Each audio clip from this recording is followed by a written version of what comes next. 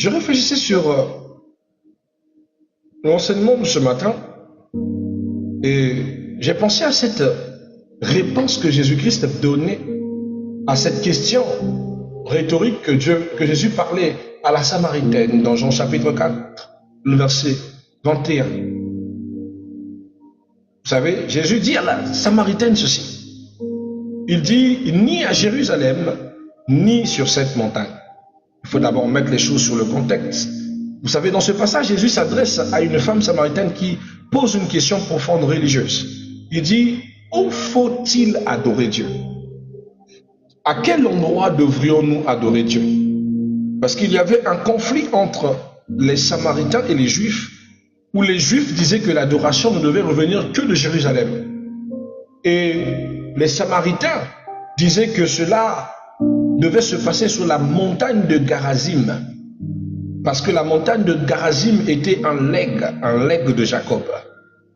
Et quand il tenait ferme de la relation qu'il y avait entre Jacob et aussi du fait que c'est un patrimoine lié à la spiritualité, ils se disent que ce sont les deux endroits, ce sont les endroits où il faut adorer. Mais Jésus répond et bouleverse totalement le débat en déclarant clairement que ce n'est ni sur cette montagne, ni à Jérusalem que vous adorerez le Père. Comme si la dimension de l'adoration venait de changer de plan géographique. Ce n'est plus une affaire de Juifs, ce n'est plus une affaire de Samaritains, c'est une affaire qui revient à plus grand et plus fort que ça. Voyez cette question comme étant une réponse à certaines personnes qui pensent que le Dieu d'Israël n'est que le Dieu des Juifs, que notre El Shaddai, El Adonai, Elohim, notre Yeshua HaMashiach serait un Dieu qui n'appartient qu'à un peuple. Alors Jésus répond en étant sage et en parlant de façon grande de ce que l'adoration doit devenir. Jésus annonce une révolution spirituelle.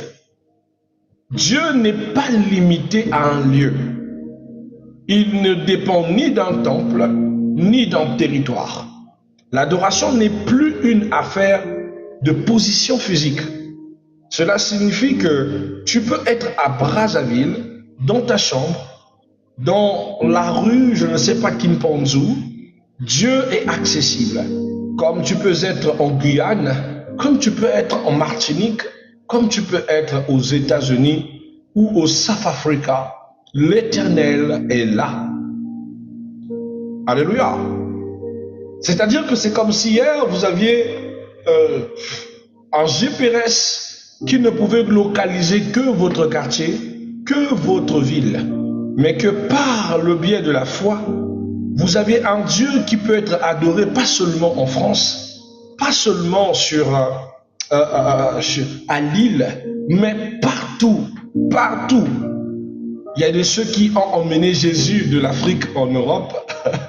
Il y a de ceux qui sont allés avec Jésus jusqu'aux États-Unis en quittant les Antilles. Ça veut dire que l'adoration n'a pas une limite, n'a pas un lieu conséquent où nous ne pouvons pas prier, où si nous avons laissé nos terroirs, c'est là aussi rester sur ces territoires-là. C'est un peu pas, ce n'est pas comme les fétiches africains qui ont un espace délimité des faits. C'est-à-dire que si quelqu'un t'a jeté un sort et que la puissance de ce sort-là va respecter le terroir, tant que tu seras sur ce terroir, tu seras assujetti. Mais parce que tu vis en dehors de ce terroir, l'impact de ce sort s'arrête sur le territoire de ton pays. C'est comme pour dire que c'est une pratique qui n'est pas, voilà, qui n'est pas internationale, qui est limitée dans l'espace et dans le temps. Ça me fait rire, mais c'est assez extraordinaire, bien aimé. Donc, aucun lieu n'a le monopole de la présence de Dieu. Pour dire que la présence de Dieu n'appartient qu'à telle circonscription, que la présence de Dieu n'appartient qu'au Burkina. Non, pas du tout. Le christianisme n'est pas une religion de localisation, mais de relation vivante. Le christianisme n'est pas une religion de localisation. Pour que quelqu'un dise que le christianisme est localisé en Judée, qu'il est localisé à Rome, qu'il est localisé je ne sais où. Non, le christianisme, c'est une relation vivante avec Dieu. C'est nous et Dieu everywhere you go, partout où nous irons. Alléluia. La troisième des choses, c'est l'adoration. L'adoration en esprit et en vérité. C'est une autre chose que Jésus a débloqué comme clé. Une technologie très puissante que ni les Juifs et les Samaritains ne connaissaient avant. Le Christ dit, les vrais adorateurs, c'est-à-dire ceux qui se mettent à genoux envers le Père, les vrais adorateurs adorent le Père en vérité et en esprit. Il exprime la dimension de la qualité de l'adoration que le Père a besoin, que le Père nécessite. Il dit en esprit. Que signifie en esprit? En esprit, ce n'est pas extérieur, ce n'est pas aussi intérieur, c'est plutôt intérieur. C'est-à-dire, c'est une adoration qui ne vient pas juste distraire. Ce n'est pas une adoration des lèvres. Ce n'est pas une adoration des gestes. Il y a des gens qui sont dans l'église, peuvent danser pour Jésus, mais dans leur cœur, ils sont perdus d'avance. Il y a des gens dans l'église qui peuvent acclamer physiquement, mais à l'intérieur, ils ne sont plus du Christ. La Bible dit, ce peuple m'honore des lèvres. Donc il y a des gens qui peuvent adorer par les lèvres. Mais la nature de la vraie adoration, le vrai adorateur est un adorateur qui n'est pas extérieur, mais qui est intérieur, intra. Et la vraie adoration vient du cœur, pas des traditions, pas de l'accoutumance. J'étais en train de faire un songe, et dans ces songes, l'Éternel me mettait en paradoxe entre quand j'adorais quand j'étais très jeune et de l'adoration d'aujourd'hui, où il faut souvent, nous restons focalisés sur la technique vocale, sur comment est-ce que j'ai chanté, est-ce que c'était en aigu, est-ce que c'était en grave, est-ce que j'ai bien fait les nuances. Tiens, je me suis dit, mais c'est quoi ça? Depuis quand je suis devenu aussi technique, tandis que avant, je ne m'occupais même pas de la qualité de la voix. Tout ce que je voulais, c'était de toucher le cœur de Dieu. C'était chanter mon Dieu. C'était offrir à mon Dieu et me donner à mon Dieu selon les dimensions de mon cœur, selon les manières de vouloir toucher le trône de Dieu. Et j'ai compris que certaines réalités, certaines formes de choses que nous portons à cause des temps actuels modifient notre façon d'adorer. Il y a certaines personnes qui ont commencé à avoir développé des cultures, des traditions qui ont commencé à changer leur façon d'adorer. J'avais un frère qui disait que lui ne peut pas aller à l'église et donner une offrande qui n'est pas au-delà de 5000 à Dieu. S'il va à l'église et qu'il n'a pas 5000, tant mieux encore qu'il reste chez lui à la maison.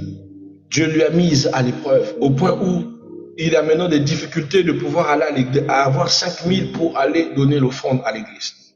Il a créé des accoutumances qui ont limité son espace devant l'Éternel. Dieu n'a pas besoin que tu aies plus de 5000 ou 5000 pour l'offrande.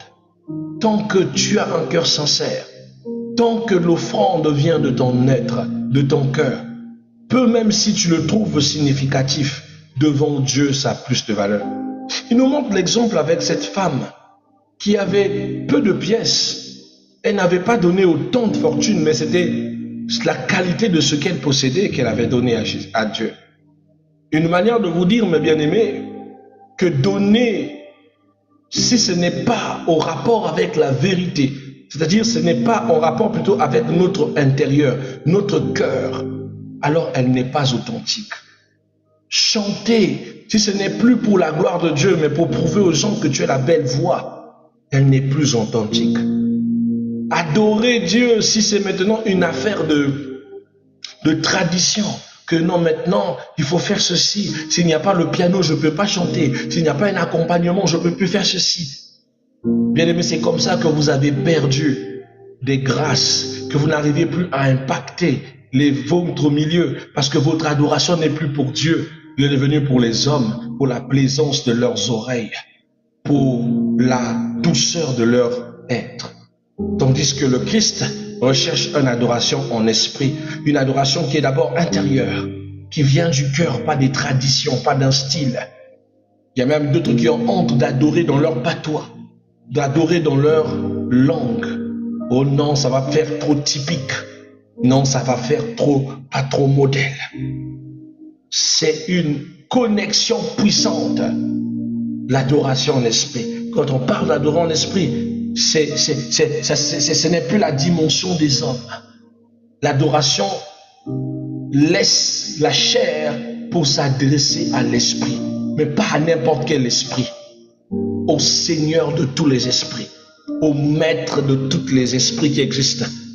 À El Shaddai, à El Elyon, à El Jibor, à El Olam, à celui qui est assis sur le trône, à celui qui mérite l'adoration, celui dont les vieillards, celui dont les aînés ont retiré leur couronne devant lui dans Apocalypse chapitre 4. Et on dit la couronne n'est pas digne de notre tête, mais plutôt de celui qui est assis sur le trône.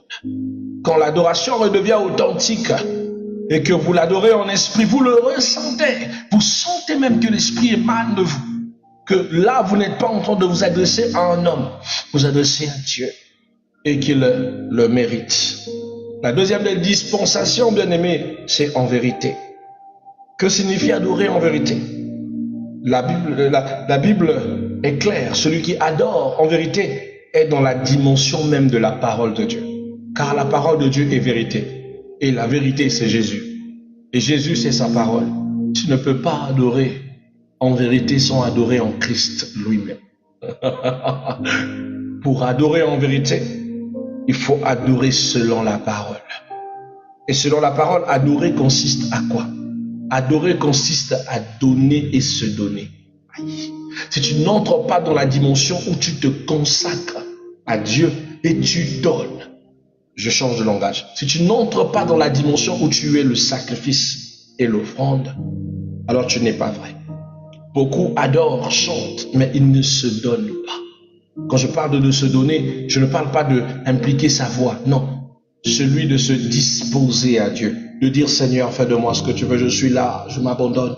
Seigneur, je suis là. Je ne veux pas, je ne regarde pas le temps, je ne regarde pas ma montre, je ne vois pas qui que ce soit, je ne vis que pour toi. Je veux juste me donner à toi. Je me consacre à ton service, emmène-moi où tu veux. Laisse, je suis à toi. Ce sont les deux choses qui sont essentielles en vérité. Se donner et donner à Dieu. Il a tant aimé le monde qu'il a donné son Fils. Il a donné la part de sa chair. Il a tant aimé le monde. Dans l'adoration, vous êtes en même temps le sacrificateur, mais vous devez aussi atteindre le niveau d'être le sacrifice. Quelqu'un m'entend? Vous devez être celui qui sait mettre de côté pour Dieu. Mais vous devez être aussi celui qui est l'offrande à offrir. Seigneur, que je devienne l'offrande que je veux donner entre tes mains. Parce que le Christ, Dieu n'a pas besoin des offrandes qui ne parlent pas. Il n'a pas besoin des offrandes mortes. Il n'a pas besoin des offrandes qui ne savent agir. Romains chapitre 12, verset 1er. Il nous demande de nous offrir nous-mêmes comme des sacrifices vivants afin d'être un culte raisonnable. Il ne cherche pas des viandes qu'on va couper leur tête et qui ne peuvent parler ni beuler, mais il cherche un royaume de sacrificateurs conscients dans l'âme, dont leur adoration reste authentique, même dans le sacrifice. Même quand ils sont donnés, ils adorent en vérité. Quand même ils font des concessions, quand même ils renoncent au monde, ils sont vrais. Le prototype même de Jésus dans son sacrifice. Si on peut enlever le sacrifice de Jésus, c'est-à-dire dans le sens de dire que est-ce qu'il y a un autre sacrifice qu'on peut comparer? Je ne dis pas comparer totalement au sacrifice de Jésus, mais en titre d'une adoration pieuse, on parlera d'Étienne. Étienne qui, lorsque même les Juifs ont saigné la pierre pour lui dire de se taire, Étienne les a regardés et il a continué à dire que Jésus est Seigneur, Jésus est Sauveur, a continué à adorer Dieu. Quand même ils ont pris les pierres, ils lui ont dit de se taire. Étienne n'a pas arrêté de louer l'Éternel. Il leur dit, regardez, le ciel est ouvert, les anges sont en train de descendre. Les Juifs ont dit, c'est un fou, on va l'abattre. Étienne était rempli de vérité dans son adoration. Lorsque même qu'il a reçu la première pierre, Étienne s'est mis à genoux pour adorer le Tout-Puissant. Paul, à l'époque Saul de Tarse, était tellement en colère. Étienne était quelqu'un qu'il connaissait, mais il ne pouvait pas accepter ce qu'il disait. Il prit lui aussi la pierre. Ils participèrent tous à la mise en mort d'Étienne. Peu importe le nombre de pierres, Étienne regardait le ciel et adorait. Il ne ressentait plus aucune douleur, même pas aucune pierre. La consécration était tellement parfaite que même quand il a fermé les yeux, Étienne était dans l'adoration. La dimension où les peines de ce monde ne peuvent pas nous empêcher de louer Dieu. La dimension où les souffrances du temps présent ne sont pas plus grandes que celles à venir. La dimension où le monde ne peut pas nous arrêter, où les douleurs et les pressions ne peuvent même pas nous retirer de sa présence. Une dimension puissante et profonde que l'Église aujourd'hui a perdue. Parce qu'aujourd'hui, pour un moindre petit souci, tu abandonnes la prière. Pour un moindre petit souci, tu n'arrives plus à prier. Tu deviens lourde. Pour un moindre petit souci, tu décides de ne plus aller à l'église. Tu as perdu les vraies motivations de la vraie adoration, qui est censée se passer en vérité, c'est-à-dire selon la parole de Dieu. Dans la sincérité, sans hypocrisie, centré sur le Christ, qui est la vérité lui-même. L'adoration devient donc une expérience spirituelle, authentique, pas un rituel vide. Alléluia. Nous savons de base par la parole que Dieu est à la recherche des vrais adorateurs. C'est parce qu'il n'y en a pas assez. Je le dis toujours, c'est le seul recrutement céleste qui n'a pas encore été fermé. Pendant qu'il y a des entreprises qui ont fermé les portes de leur recrutement, qui ont fermé les critères de leur recrutement. Mais la Bible dit dans Jean chapitre 4, il dit, le Père les cherche de tels adorateurs. L'heure vient, et il est déjà venu, dans les vrais adorateurs adorant le Père en vérité et en esprit. La Bible dit, ce sont eux dont le Père recherche. Le Père est à la recherche des vrais adorateurs. Est-ce que Dieu peut te considérer comme un vrai adorateur? Dieu ne cherche pas les gens qui font seulement, qui vont à l'église. Des personnes attachées à un lieu sacré, à un lieu de culte. Une loyauté qui est attachée à la chair, non. Mais il cherche des cœurs sincères, des vies consacrées, d'une communion réelle avec lui. Il cherche des personnes prêtes à se donner. Qu'est-ce que nous pouvons alors faire pour garder la nature de cette attente de l'adoration avec Dieu? La première des choses, vous devez mettre dans votre esprit que vous ne devez pas limiter Dieu à un bâtiment. De penser que si vous n'êtes pas forcément dans le temple construit de votre église, c'est-à-dire que si vous n'êtes pas à Chapelle des Vainqueurs, c'est que Dieu n'est pas avec vous. Retirez ça de votre esprit. Ne confondez pas présence de Dieu et ambiance religieuse. L'ambiance religieuse, c'est que le guitariste est en train de jouer, le maître en cérémonie est en train de créer une ambiance, les chantres sont en train d'avancer une mélodie, et vous vous dites que ça c'est la présence de Dieu. Un peu de sanctus, un peu... Non, ça c'est la mélodie, c'est l'ambiance du culte. C'est différent de la présence de Dieu. Est-ce que vous connaissez ce qu'on appelle la présence de Dieu? Lorsque la gloire, le shaddad et la kabod descendent. Oh, ça n'a pas de nom, mes bien-aimés. Nous sommes en train de prêcher, mais tu sais ce que tu ressens là où tu es. Quand on parle de sa présence, ça n'a pas besoin d'animation et de bruit. Ça n'a pas besoin d'animation et de bruit. Ça n'a besoin que le nom de Jésus soit dit dans la vérité. quand le nom de Jésus est dit dans la vérité, sa présence est manifeste et même puissante. Vous comprenez? Donc ne confondez pas ambiance dans les églises, l'ambiance religieuse, musicalité, qui vous donne des chairs de poule, et la présence d'Elohim, vous le saurez. Votre âme se mettra à genoux, se prosternera devant lui, le servira parce qu'il est là. Ne confondez pas ça. Vous devez aussi développer une relation personnelle avec Dieu chaque jour. Vous devez savoir que adorer Dieu partout, dans la prière, dans ta vie et dans tes choix, c'est la meilleure des résolutions. Adore-le dans tes choix, adore-le dans ta vie, adore-le dans tes prières. Et aussi, tu remarqueras que ton cœur deviendra véritable sanctuaire. Parce qu'en réalité, bien-aimé, quand Jésus parla à cette femme en lui disant que ce n'est plus sur cette montagne, que ce n'est même pas sur Jérusalem, Jésus s'est choisi un lieu pour adorer. Mais le lieu en question, ce n'est pas un lieu géographique. Tu veux savoir où est-ce que l'adoration se passe? Où est l'endroit où l'adoration est censée se passer? C'est un corps. C'est un corps.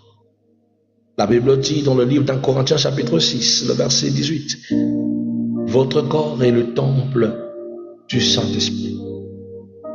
À Corinthiens chapitre 3, le verset 15, notre corps est le temple du Dieu vivant.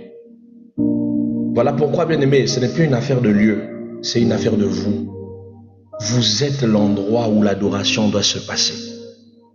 Vous êtes l'endroit où l'adoration doit se passer en vérité, en esprit. Vous pouvez être fou devant les gens, mais vous ne pouvez pas mentir dans votre adoration. Vous ne pouvez pas faire semblant avec votre adoration. Si vous n'êtes pas sincère dans vos prières, lorsque vous priez seul, et ça on le trouve, beaucoup sont très hypocrites. Ils pensent mentir, je ne sais à qui, mais pas à Dieu, parce que l'adoration, c'est le monde sincère. Vous êtes l'endroit où le sacrifice, où l'adoration doit être effectuée, car vous êtes le temple de Dieu. Vous êtes composé de 3 compartiments. Vous avez les parvis, vous avez les lieux saints et le lieu très saint dans votre cœur, dans votre corps. Alléluia. Les parvis, c'est tout ce qui est extérieur de votre corps. Le lieu saint, c'est tout ce qui est intérieur. Le lieu très saint, c'est votre cœur. C'est là où vous êtes censé mettre Dieu, là où il doit régner, là où l'adoration doit retentir, dans le sanctuaire. Que Dieu vous bénisse, mes bien-aimés, je ne prends pas assez de votre temps. On se retrouve ensemble pour un autre moment, ce soir à partir de 23h20, 23h30 ou 23h40. Tout va dépendre, parce que c'est lui-même qui décide de la manière que nous ferons les choses. Mais que Dieu vous bénisse. On est ensemble, c'était prière et partage, votre moment de prière et surtout de partage. N'oubliez pas, vous devez rétablir votre relation avec Dieu. Devenez des vrais adorateurs et arrêtez de lui offrir une adoration qui ne le plaît même pas. Arrêtez de tomber dans la religiosité. Devenez des hommes et femmes de foi. La religion vous emmènera nulle part. Mais la foi, par contre, est le chemin que Christ a laissé. Car Jésus n'a pas laissé une religion.